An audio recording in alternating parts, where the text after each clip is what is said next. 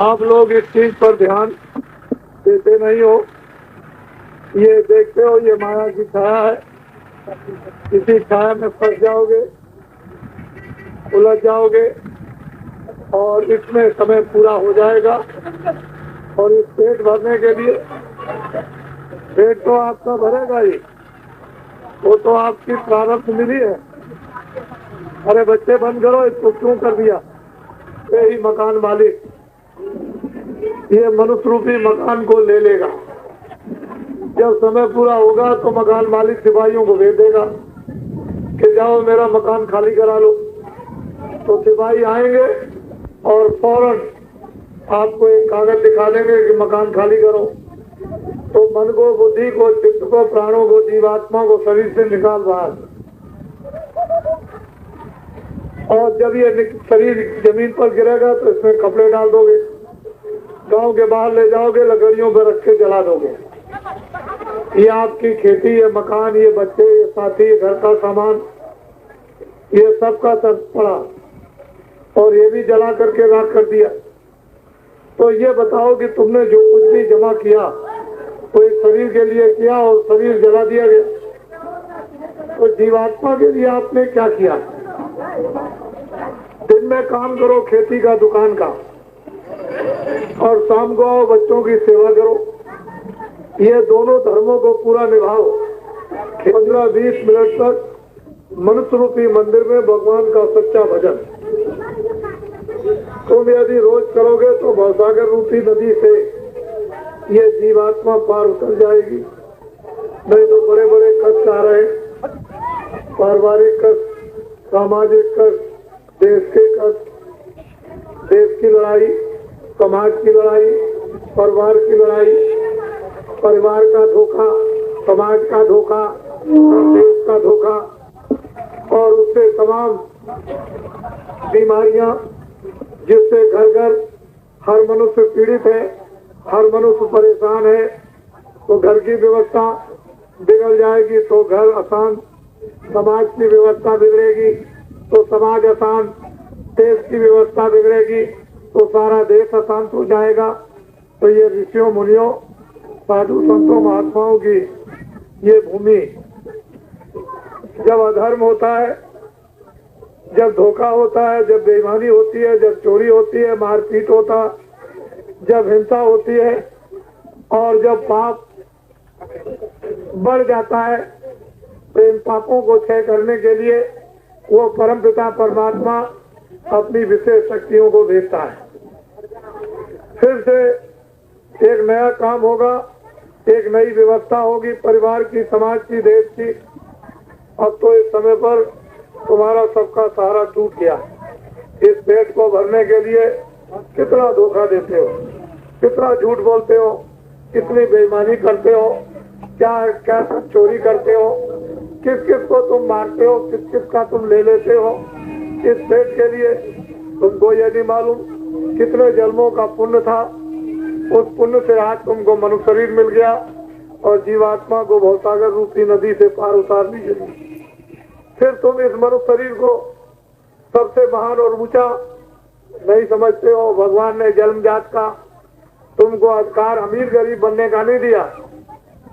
अमीर गरीब तो कर्मों से बनेंगे। रोजगार भगवान ने दिया, वो तो ये कि दिन में खेती करो, दुकान करो, दफ्तर करो, शाम को आओ, बच्चों की सेवा करोगे। तो इसलिए आप लोग एक बात हमारी मान लो कि शाकाहारी व्रत लो। शाकाहारी व्रत तुम समझ लो, जितने अनाज है सब खाओ, जितनी सब्जी है सब खाओ, जितने फल है सब खाओ, जितना दूध है उसको पियो, जितना घी है उसको खाओ, अच्छे से अच्छे कपड़े पहनो, अच्छे से अच्छे मकान में रहो, लेकिन शराब मत। जो शराब पीता है परिवार नष्ट हो जाता है, जो शराब पीता है धर्म नष्ट होता है, समाज नष्ट हो जाता, जो शराब पीता है देश नष्ट हो जाता। शराब पीने से राज चला जाएगा, शराब पीने से जागीर चली जाएगी, शराब पीने से धन चला जाएगा, शराब पियोगे तो स्त्रियों का जेवर बिक जाएगा, घर का सामान बिक जाएगा। शराब सबसे खराब नशा, इसको मत पियो, शाकाहारी जीवन अपनाओ, जिससे तुम कुछ जीवन में मानो धर्म, मानो कर्म, इसको कर सको और कुछ पुण्य जमा कर लो जिससे 84 नरकों में न जाना पड़े। नहीं तो 84 और नरकों की यातनाएं ऐसी ऐसी है कि काटे जाओगे, जलाए जाओगे, सड़ाए जाओगे। कोई भी परिवार में धन दौलत और बाल बच्चे आपको बचाने के लिए नहीं जाएंगे। वहाँ बड़े बड़े लोग पिट रहे हैं। ये कर्मानुसार कर्म प्रधान विश्व रच राखा और जो जस करे सो तस फल चाखा। ये कर्मों का क्षेत्र है। अच्छा और बुरा करने का तुम्हें अधिकार मिला है। बुरे को तुम समझो, साधु महात्मा योगी आ जाए, रामायण गीता भागवत में लिखा हुआ है, उसका नहीं समझ सकते हो तो महात्माओं की बात को समझो। उनके पास रिद्धि सिद्धि और शक्ति और ज्ञान होता है, वो तुमको सब कुछ दे सकते हैं। तुम जो सड़कों के किनारे, मैं आ रहा हूँ, लाखों की तादाद में सड़कें भरी हुई हैं, ये कुछ चाहते हैं। इनको बड़ी तकलीफ है, बड़ी पीड़ा है, बड़ी बीमारी है, घर में बड़ा झगड़ा है, समाज में बड़ा झगड़ा है, राज के बड़े भारी प्रकोप है, टैक्स बढ़ रहे हैं, तेल का दाम बढ़ रहा है, मिट्टी का, डीजल का बढ़ रहा है, पेट्रोल का बढ़ रहा है, खाद का बढ़ रहा, बसों का बढ़ रहा है, कपड़ों का बढ़ रहा। तुम्हारा जनजीवन अस्त व्यस्त हो रहा है, तुम निराश हो रहे हो, तुम असहाय हो रहे हो, तुमको कोई सहारा देने वाला नहीं मिलता है। जब सारा मानो सारे संपूर्ण देश का असहाय हो जाएगा और फिर जब देखेगा कि अब कोई बचाने वाला नहीं, तो परम पिता परमात्मा अपनी महान आत्माओं को मनुष्य रूपी मंदिर में भेजेगा और फिर वो आकर के जैसे राम ने काम किया, किसने कराया? विश्वामित्र वशिष्ठ ने क्या कराया कि कहा कि देखो राम, अगर वास्तव में देव का काम करना और धर्म का करना है तो ये सिर पर रखो जटा, और ये हम देते हैं झूठ, झूठ कहते हैं बोरा, ताज, फट्टी, इसको पहरो और छुप करके जंगल में चले जाओ, तपस्या करो। भगवान राम छुप करके चले गए जंगल में और 12 वर्ष तक उन्होंने तपस्या की।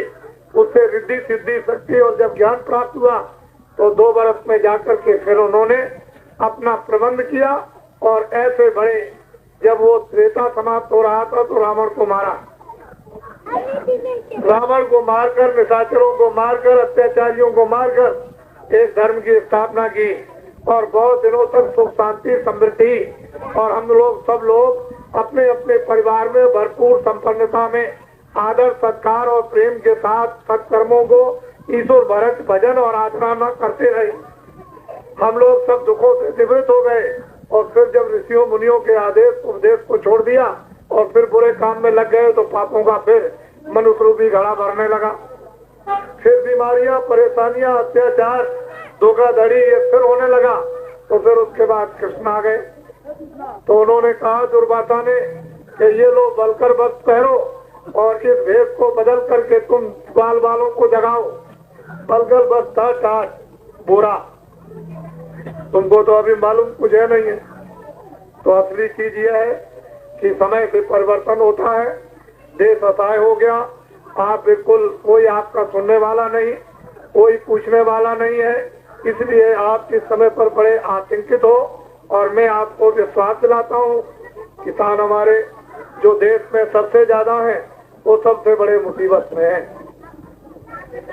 जितनी आबादी इस देश में है उसका 80% देश में किसान खेती का काम करते हैं। ये जो कुछ भी टैक्स लगता है, जो कुछ भी टैक्स बढ़ता है किसी भी वस्तु पर, वो सब का सब किसानों को देना पड़ता है।